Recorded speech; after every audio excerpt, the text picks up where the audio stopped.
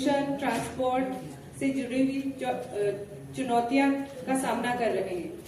ये जरूरी है कि हम अपने पर्यावरण और लोगों की सेहत दोनों को बचाने के लिए कोशिश करें। मैं शिवानी से दरख्वास्त करती हूँ कि नेक्स्ट हमारे प्रोजेक्ट्स के बारे में थोड़ा सा बताएं। एन अर्बन प्लानर, मैं आज थोड़ा 10 मिनट आपका लूंगी ये बताने में कि लो एमिशन जोन होता क्या है, हम वाराणसी में क्या कर रहे हैं।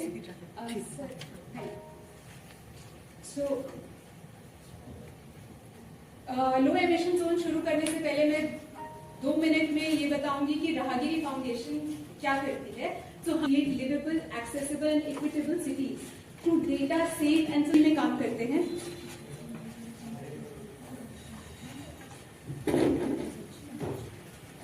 करती है जिसमें से एक विषय है रोड सेफ्टी, जिसमें हम प्रोजेक्ट्स जैसे विजन 0 पे काम करते हैं।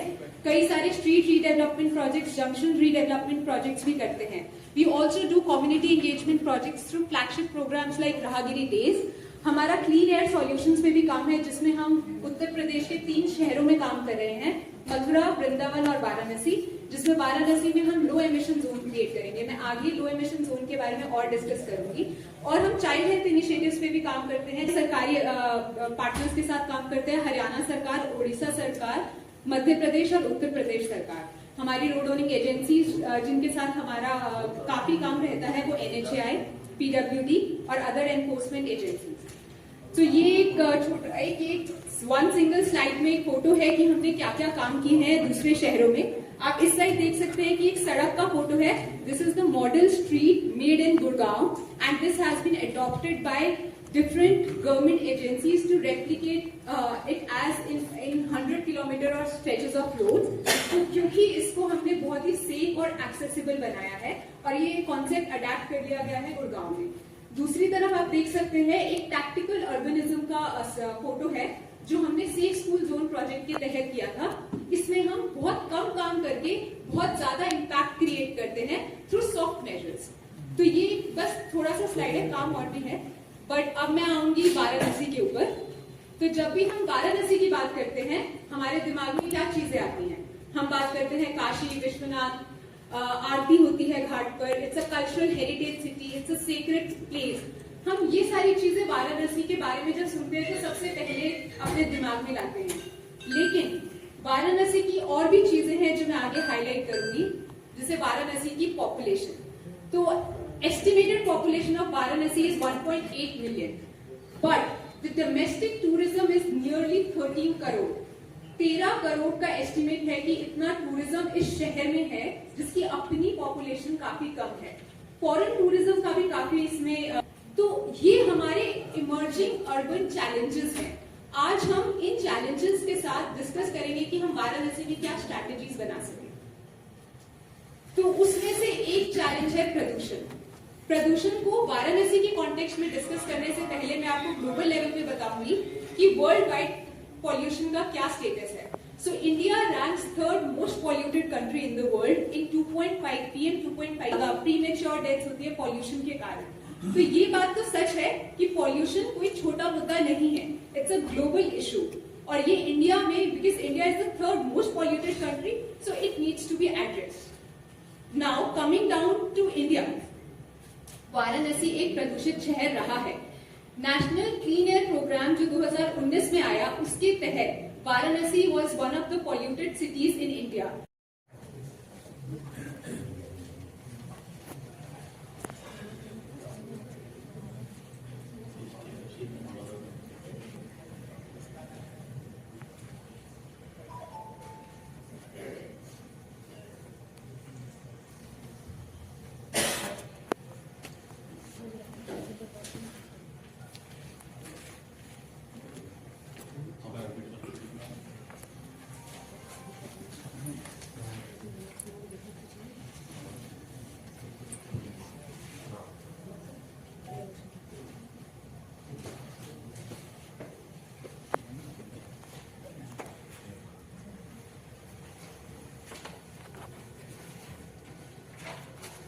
बहुत बहुत धन्यवाद। ये छोटा सा ग्लिम्स था। तो राहगिरी फाउंडेशन से सारिका जी, निधि जी शिवानी, आप सभी को बहुत बहुत बधाई भी हो और हम नगर निगम की तरफ से आप सबको बहुत बहुत धन्यवाद दी कि आपने बहुत अच्छे से एक तो जो प्रोजेक्ट आपने दिखाया इसको बहुत अच्छे से आपने डिज़ाइन किया। पिछले 2-3 महीने से हम लोग कॉन्टैक्ट में हैं और बहुत अच्छे से आप लोगों ने इस पूरी योजना को आगे बढ़ाया है कि उनके लिए जो एक्सपीरियंस है इस शहर का वो वॉकेबल हो, प्लेजेंट हो, जैसे मेयर सर ने कहा जैसे हरा भरा रहे। From a police point of view आप क्या सोचते हैं वो हम कैसे कर सकते हैं? आदरणीय मेयर साहब, यहाँ उपस्थित सभी अधिकारीगण, Akshat Verma ji, Pulkit Kaur ji, Arpit Gupta ji, DCP traffic, ADCP traffic, ADM साहब और रागिनी फाउंडेशन से जुड़े हुए सभी अतिथिगण, साथियों, पत्रकार बंधु, सबसे पहले तो मैं बताना चाहता हूँ कि हम सभी लोग अपने जीवन काल में, जैसा कि मेयर साहब ने भी कहा, भांति के शहरों में गए, तरीके से बनाए गए और बनाते समय जो मूलभूत आवश्यकताओं का ध्यान रखा गया और फिर एक ऐसे शहर में बैठे हुए हैं जिसे विश्व का सबसे प्राचीन नगर कहा जाता है, जो गंगा नदी के साथ साथ, किनारे के साथ साथ उसके पैरेलल धीरे धीरे डेवलप हुआ। उस जमाने से जब मकान बनाते समय, निर्माण करते समय कोई विस्तृत योजना नहीं बनाई जाती थी, बल्कि जहाँ से सबसे नजदीक में नदी होती थी उसके घाट से जुड़े जुड़े मकान बनते थे, मोहल्ले बनते थे, एक घर और दूसरे घर के भी थोड़ी सी जगह होती, गलियां बन जाती थी। उन्हीं गलियों के काफी सारे हिस्से आज भी नजर आते हैं, उसी शहर में हम रहते हैं। इस प्राचीन शहर की अपनी संस्कृति है और उस संस्कृति के जरिए देश के अन्य कई शहरों में लोगों ने जो है अपनी अपनी संस्कृति को एनरिच किया है, बढ़ाया। आज के इस कार्यक्रम में मंच पर विराजमान एडीजी श्री पीयूष मोडिया जी, नगर निगम के नगर आयुक्त अक्षत वर्मा जी, SP traffic Shri Rajesh Pandey ji, cantt station के अधीक्षक श्री अर्पित गुप्ता जी, नगर निगम में मेरे साथी पार्षद, इस कार्यक्रम में बैठे हुए सभी अतिथिगण, इस फाउंडेशन के सदस्य। आज जो विषय है, मुझे लगता है कि बनारस के लिए एक पहले प्रकार का कार्यक्रम है, एक नई पहल है। लेकिन कुछ भी करने के पहले हमें 2-3 चीजों को ध्यान रखना पड़ेगा कि बनारस बहुत पुराना शहर है। अन्य शहरों की अगर हम तुलना करें, नोएडा, गुड़गांव अगर इस तरह तुलना करें और उसको यहाँ वर्किंग करें, तो मुझे लगता है थोड़ी सी चीजें बहुत प्रैक्टिकली हम संभव नहीं कर पाएंगे। पेपर पर तो हम कर सकते हैं। बनारस में कुछ ही क्षेत्र हैं जहाँ की जो आप करना चाहती हैं आप कर सकते हैं। हमारा कैंटोनमेंट बोर्ड है, हमारा सारनाथ है, उसके अलावा कोई नया क्षेत्र आपको बहुत नहीं मिलेगा। तो हमारे रोड वही पुराने हैं, उसको हम बढ़ा नहीं सकते हैं। बनारस का डेवलपमेंट जो होना चाहिए था सिस्टमेटिक तरीके से, मुझे नहीं कहना चाहिए लेकिन सिस्टमेटिक तरीके से नहीं। हमें याद है भारतीय जनता पार्टी की सरकार थी, कल्याण सिंह जो मुख्यमंत्री थे, उस समय प्रकाश जी मंत्री थे, उनकी पत्नी यहाँ के मेयर थी, वो कैबिनेट मंत्री थे। उन्हें नया शहर, नया काशी के डेवलप करने का उन्होंने योजना बनाया, लेकिन विपक्षी पार्टियों के विरोध के कारण वो योजना फलीभूत नहीं हो पाया। गौवा उस पार जो आज शहर बसे हैं, आबादी बसी है, लेकिन जो सिस्टमेटिक तरीके से जो उनकी सोच थी उस तरह से नहीं बना। आज हम रोड पे स्मार्ट सिटी के द्वारा कई जगह पाथवे बना दिया गया। हमें रोड और चौड़ी होना चाहिए, लेकिन हमने रोड को और कम कर दिया। मेरा नाम सारिका पंडा है और मैं फाउंडर ट्रस्टी हूँ। राहगिरी फाउंडेशन एक संस्था है जो अर्बन मोबिलिटी और सिटीज के लैंडस्केप और जो एयर पोल्यूशन और रोड ट्रैफिक एक्सीडेंट्स हैं उन पे काम करते हैं। आज यहाँ किस तरीके का आयोजन किया गया रुद्राक्ष सेंटर में? आज हमारा जो है ये स्टेक होल्डर मीटिंग था, जिसमें हम नगर आयुक्त और मतलब बनारस नगर निगम और स्मार्ट सिटी के साथ मिलके ये आयोजन किया था, जिसमें सारी संस्थाएं जो बनारस पुलिस है, जो बनारस डेवलपमेंट अथॉरिटी है, सब लोगों की भागीदारी थी आज के ये प्रोग्राम में। क्योंकि मेन कारण ये था आज का, ये था कि सारे डिपार्टमेंट का कहीं ना कहीं हर जगह रोल होती है, तो सबको इकट्ठा बिठा के कैसे हम ये जो भी हमारी पोल्यूशन की समस्या है या ट्रैफिक की समस्या है, सारे लोग बैठ के कैसे एक डिस्कशन करें और एक कुछ सोल्यूशन पे लेके आए कि बनारस में एयर पोल्यूशन कम कर सकें और ट्रैफिक का समस्या भी कुछ हद तक सुधारीकरण कर सके। अगर पोल्यूशन की बात किया जाए तो बनारस में ऑलरेडी पहले से ही बहुत ज्यादा पोल्यूशन मौजूद है, और ट्रैफिक की अब बात की जाए तो ट्रैफिक तो आए दिन आप देख ही रही है बनारस की क्या हालत है। जरा सा भी जाम लगता है तो पूरा शहर एकदम जाम में जूझने लगता है। इस पर आप लोगों की संस्था क्या कर रही है? तो ये हम सबके साथ मिलके, ट्रैफिक पुलिस के साथ मिलके, नगर निगम के साथ मिलके और डेवलपमेंट अथॉरिटी के साथ मिलके ये किया है, और रोडवेज भी है, आपका स्टेशन भी है, क्योंकि इसमें सबका सहयोग चाहिए। देखिए इतने सारे लोग आपके रेलवे स्टेशन से बाहर निकलते हैं और पैदल चल के आते हैं, और या तो मंदिर की तरफ आते हैं या कहीं पे रहने जा रहे हैं वहां पे जाते हैं, लेकिन उनके लिए क्या होता है, यातायात की समस्या होती है ना। तो सबसे पहले ये है कि उनकी जो पैदल चल के निकल रहे हैं, अगर वो चल के कहीं जा रहे हैं तो उनका समाधान कैसे किया जाए। सबसे बड़ी प्रॉब्लम है पब्लिक ट्रांसपोर्ट की। तो जैसे हमारे रोडवेज में बताया और नगर आयुक्त ने भी बताया कि बसेस, बहुत सारे इलेक्ट्रिक बसेस बनारस में आ रहे हैं, अभी हैं, और 200 बसेस आ रहे हैं। जो पीएम ई बस सेवा है उससे शहर को बसेस मिल रहे हैं। तो जो हम बसेस की, हम लोग हेल्प करेंगे बसेस की रूट प्लानिंग करने की, ताकि टू व्हीलर की संख्या बताया आपको कितना ज्यादा है ना, और वही प्रदूषण कर रहे हैं। कहीं हद तक छोटे शहरों में उनका काफी योगदान होता है पोल्यूशन में। जो टू व्हीलर होते हैं ना, उनको अगर अच्छा बस मिल जाए, आपका एसी बस है, प्राइस कम है, रूट अच्छा है कि आप घर से निकलते हो आपको बस मिलता है, जहां जा रहे हो आपको बस मिलता है, और पैदल चलने का जो समस्या है उसको हम समाधान कर देते हैं, कहीं ना कहीं हमारी ट्रैफिक की समस्या भी कम होगी। बहुत सारे लोग टू व्हीलर जो हैं वो बसेस यूज करना शुरू कर देंगे।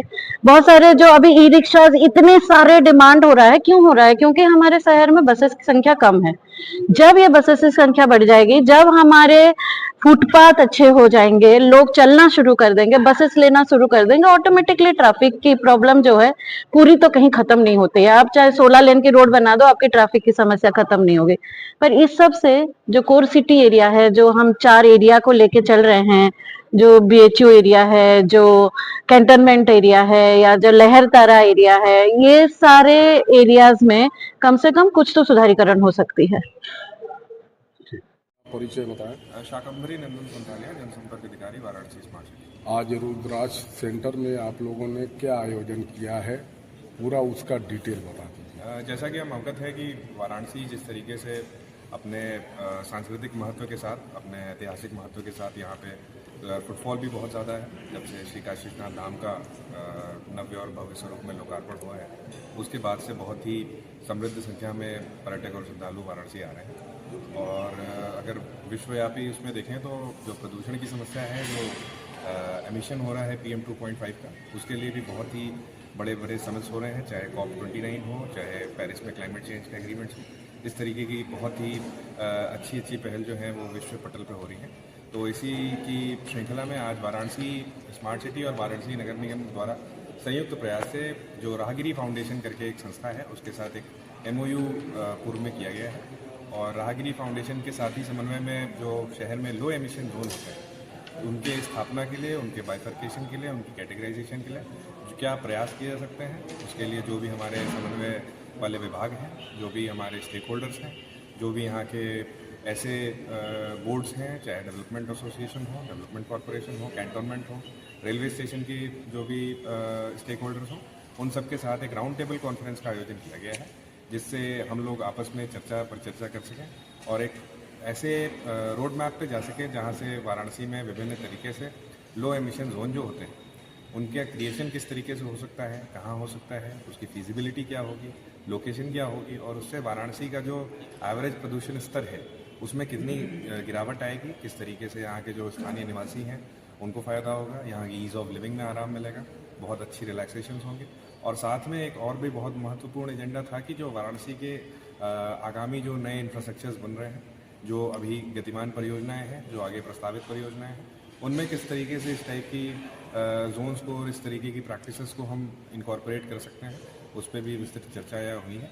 इस कार्यक्रम में माननीय महापौर महोदय श्री अशोक कुमार तिवारी जी, साथ में नगर आयुक्त महोदय थे, साथ में वाराणसी विकास प्राधिकरण के उपाध्यक्ष महोदय, स्टेशन के डायरेक्टर साहब, और पुलिस प्रशासन से हमारे एडीजी साहब, उसके साथ साथ एडीसीपी ट्रैफिक साहब, और बहुत ही अच्छे प्रतिनिधिमंडल, चाहे वो Varanasi city transport services limited का हो, चाहे शहर के जिला प्रशासन का हो, चाहे इसके अलावा हमारा पुलिस कमिश्नरेट का हो, नगर निगम का हो, स्मार्ट सिटी का हो, इस तरीके से बहुत सारे विभाग पर, साथ में जो शैक्षणिक संस्थान हैं इस टाइप के, यहाँ से भी लोगों ने प्रतिनिधियों ने इसमें प्रतिभाग किया।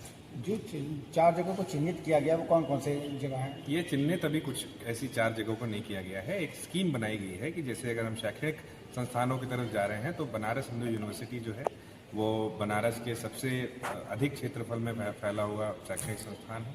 अगर हम टूरिज्म में जा रहे हैं, जहाँ पे अभी सारनाथ में भी वाराणसी विकास प्राधिकरण की ओर से प्रो पुअर योजना के तहत विभिन्न विकास कार्य हुए हैं, तो उनको भी इस तरीके के मापदंडों को देखते हुए किया गया है, तो उसकी बात है। शहर के सिटी सेंटर के ऊपर जा रहे हैं, जहाँ पे हमारी पॉपुलेशन जो जनसंख्या है, आबादी है, उसका कंसंट्रेशन बहुत ज़्यादा होता है, तो उसके लिए हम गदौलिया और जो लक्सा वाला हमारा एरिया है, श्री काशी विश्वनाथ धाम वाला एरिया है, उसकी बात कर रहे हैं। और जो हमारे सिटी एंट्रेंस हैं, जैसे चंदौली की तरफ से आने वाले जो लोग आ रहे हैं, बिहार से आने वाले, लखनऊ, सुल्तानपुर और जौनपुर से आने वाले लोग हैं, साथ में मिर्ज़ापुर, कछवा साइड के जो लोग हैं, और इस तरीके से जो सीमावर्ती हमारे ज़िले हैं, उससे जितने भी लोग आ रहे हैं, किस तरीके से आएंगे, उस समय में वहाँ पे जो गाड़ियाँ हैं उनके लिए, उनके यातायात को सुगम बनाने के लिए क्या पहल की जा सकती है, जिससे कार्बन का एमिशन कम हो, जिससे प्रदूषण में कमी आए, और जो औसत तापमान वगैरह है, जो क्लाइमेट हमारा पर्यावरण है, उससे एक मैत्री स्वरूप यहाँ पे कार्य किया जा सकता है।